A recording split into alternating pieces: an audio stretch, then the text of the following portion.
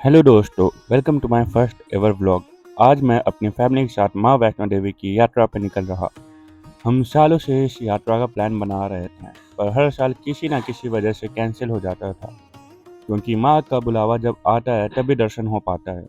और इस साल फाइनली हमें माता का बुलावा आ ही गया। हमारी ट्रेन सुबह 10:30 बजे की थी प्रयागराज से, तो हम तैयारी करके 9:30 तक घर से स्टेशन के लिए निकल पड़े। सब लोग बहुत ही खुश थे, क्योंकि ये हमारी पहली फैमिली ट्रिप थी, और वो भी माँ वैष्णो की यात्रा।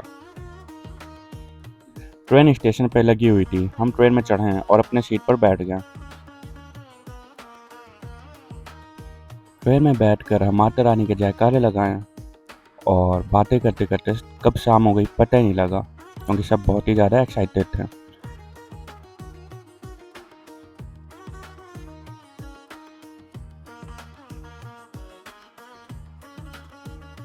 रात होते ही हमने खाना खाया और फिर सोने की तैयारी में लग गए, क्योंकि हमें सुबह जल्दी उठना था।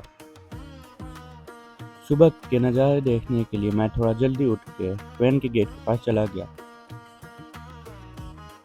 जम्मू आते ही मस्त सीन्स दिखने लगे थे। हल्की बारिश भी हो रही थी, बहुत सारे टनल भी हैं। वीडियो कैप्चर करते करते हमारा स्टेशन भी आने वाला था, जो कि था उधमपुर। उधमपुर में स्टे करने के बाद हम जाने वाले थे कटरा। और ये सीन्स देखो आप।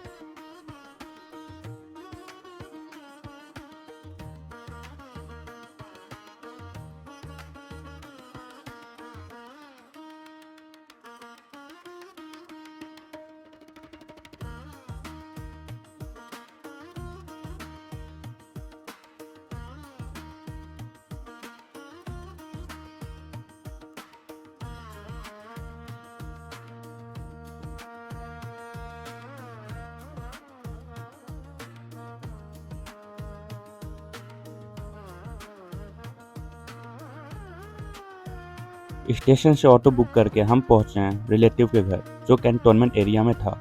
ये रहा रूम।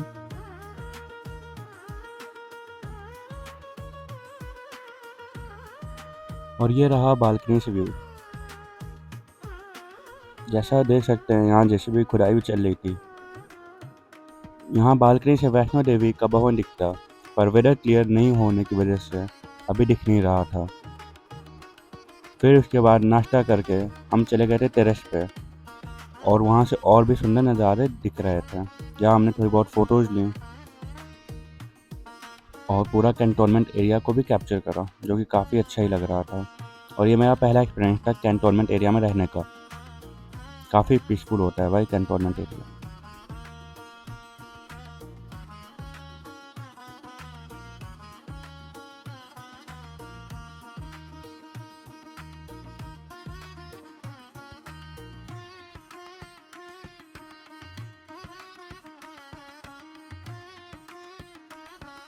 टेरेस से नीचे आने के बाद हमने थोड़ी बहुत पैकिंग की और निकल पड़ा।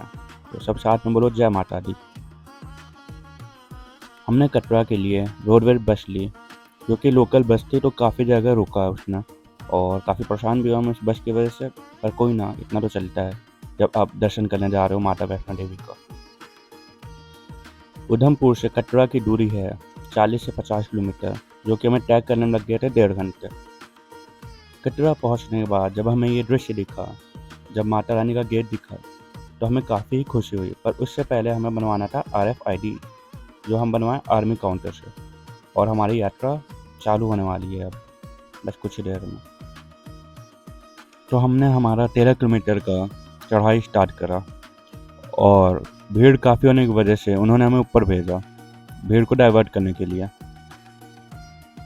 भीड़ देख के तो ऐसा लगा जैसे हम प्रयागराज के कुंभ मेला में आ गए। देखो आप, सब आ गए थे, लग रहा है वैष्णो देवी ही। सबको एक साथ बुलावा आ गया था वैष्णो माता का।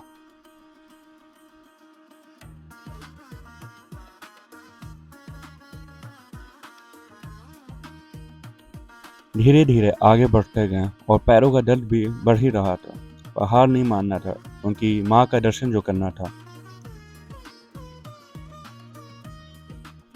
जय माता दी। थोड़ी देर में हम चरण पादुका पहुंच गए, जो कि मेन गेट से 2 किलोमीटर की दूरी पे है। 2-4 बार हमने सीढ़ी वाला रास्ता भी ट्राई करा, शॉर्टकट तो है पर सीढ़ी चढ़ने में ताकत बहुत लगती है और फैमिली होने की वजह से मेरे को भी लंबा रास्ता लेना पड़ रहा था। बीच बीच में हम 10-15 मिनट के छोटे मोटे ब्रेक्स लेते हुए आगे बढ़ रहे थे। रास्ते में बार बार खच्चरों को साइड देना पड़ रहा था, जो कि थोड़ी बहुत परेशानी होती है। 4-5 किलोमीटर चलने के बाद आपको ऊपर से पूरा कटरा का ऐसे नाइट व्यू मिलने लगता है, जो कि काफ़ी सुंदर लगता है। 2.5-3 घंटे चलने के बाद हम अर्धकुंवारी पहुंच गए। जहाँ की रजिस्ट्रेशन हमने नहीं कराई थी, तो वहाँ पे हम दर्शन नहीं कर पाए और आगे बढ़ गए। उसी के साथ जय माता दी के नारे लगाते हुए हम भवन की ओर निकल पड़े। जैसे ही हमने अर्धकुंवारी क्रॉस किया, सब में अलग सी एनर्जी आई और फिर सब लगातार चलें।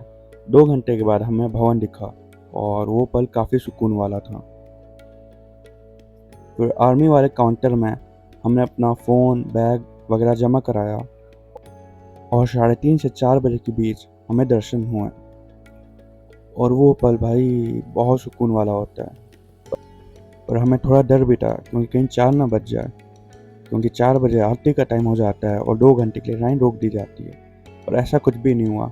माता रानी ने बहुत ही अच्छे से अपना दर्शन दिया हमें। दर्शन करा, फिर सोचा चलो थोड़ा नाश्ता करते हैं, क्योंकि हमारा रोपवे था और रोपवे 7 बजे से स्टार्ट होता है। नाश्ता करने के लिए हम डोमिनोज चले गए, पर यहाँ प्याज लहसुन नहीं डलता है कोई भी खाने में, तो ये काफ़ी अच्छी बात है। और उसके बाद हम रोपवे की वेटिंग लाइन में लग गए। हमने ऑनलाइन बुकिंग करा रखी थी। गलती से हमने ऑनलाइन बुकिंग जो कराई थी वो 1 महीने पहले की करा ली थी। तो 1 घंटे जब लाइन क्रॉस करके चेक पॉइंट पर पहुँचे तो वहाँ पुलिस वालों ने रोक लिया। फिर हमने सोचा अब क्या होगा, क्या हम भैरव बाबा के दर्शन नहीं कर पाएंगे? पर वहाँ के स्टाफ ने कोऑपरेट करा और उन्होंने बोला कि ऐसी गलतियाँ होती हैं। उन्होंने एक सोल्यूशन दिया कि आप जल्दी से जल्दी ऑफलाइन काउंटर जाएं और यहाँ से करेक्शन करा के ले आएँ और फिर हमें लाइन लगानी नहीं पड़ेगी। और हमने ऐसा ही किया। करेक्शन के बाद हमें रोपवे में जाने की अनुमति मिली। भाई रोपवे में एक बार में ही 50-100 बंदे घुस जा रहे थे। इस वजह से सब जल्दी जल्दी भैरव बाबा के पास पहुंच गए।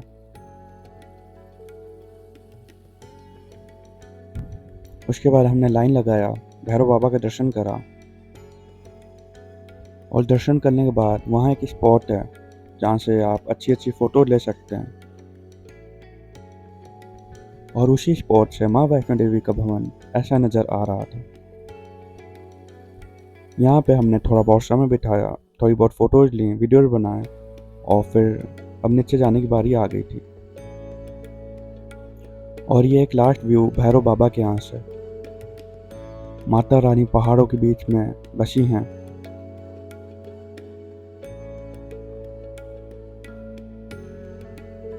फिर हम रोपवे से नीचे आए और अपना पैदल यात्रा नीचे की ओर चालू कर दिया। नीचे आते टाइम हम केवल 1-2 बार रुके हैं। एक बार लंच करने के लिए और नीचे शॉपिंग करने के लिए, जहाँ हमने थोड़े बहुत प्रसाद लिए हैं और थोड़े बहुत गिफ्ट लिए अपने अपने दोस्तों के लिए। करीब 3 से 4 घंटे में हम नीचे उतर आए और इसी के साथ हमारी माता वैष्णो देवी यात्रा सफल रही। और लास्ट में सभी लोग एक बार मिलके जोर से बोलो जय माता दी। अगर कोई भी इन्फॉर्मेशन यात्रा के रिगार्डिंग आपको चाहिए तो आप कमेंट्स में पूछ लेना, मैं रिप्लाई ज़रूर करूँगा। चलो bye bye guys, thanks for watching.